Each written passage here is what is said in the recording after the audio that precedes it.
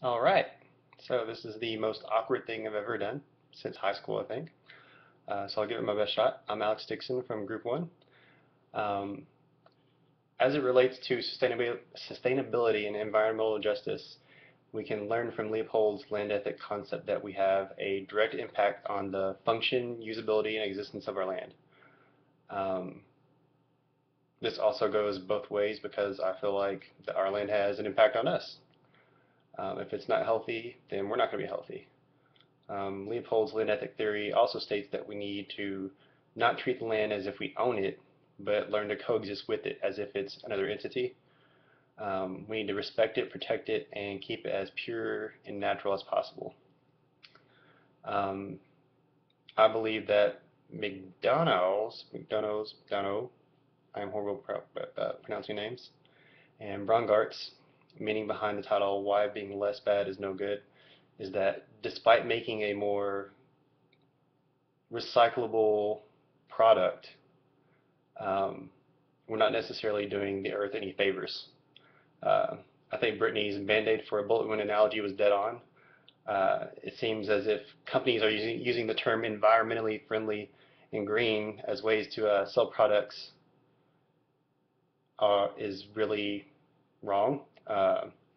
Because despite their products being more safer for the environment and people, they're still not good enough. For example, if a computer manufacturer manufactures laptops with mercury-free backlights for their screens, that's great and all, but they don't tell you that the glass in their screens also contains arsenic. Um, moving on to my group questions. I'm in group 1. Again, I'm horrible at pronouncing names. That's okay. Everybody's weak at something, right? Okay.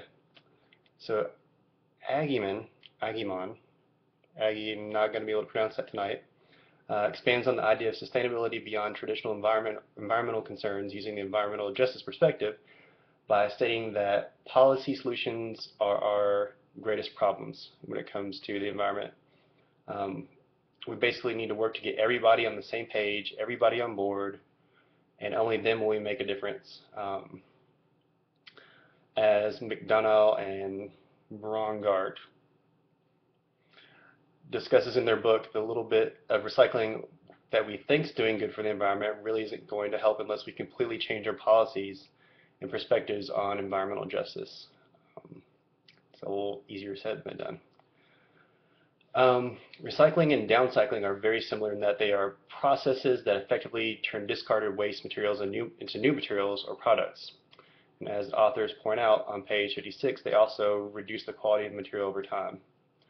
Um, aside from the reduced functionality and usefulness of a material that downcycling presents, this process is also more harmful to the environment. On pages 57 and 58, the authors write, because of their less rigorous makeup, more chemicals are often added to make materials useful again.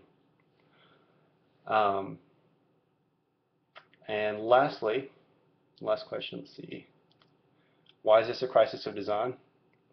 Um, I believe this is a crisis of design because despite creating products that are more recyclable, we're creating more problems when we need to add chemicals to the products in order to make them more useful. For example, we're burning more fossil fuels to get these products from point A to point B when they're recyclable. A great example is in the neighborhood that I work in, um, there are recycling bins lining the street where people can put all their materials in. Here comes this giant garbage truck that comes through and picks them all up.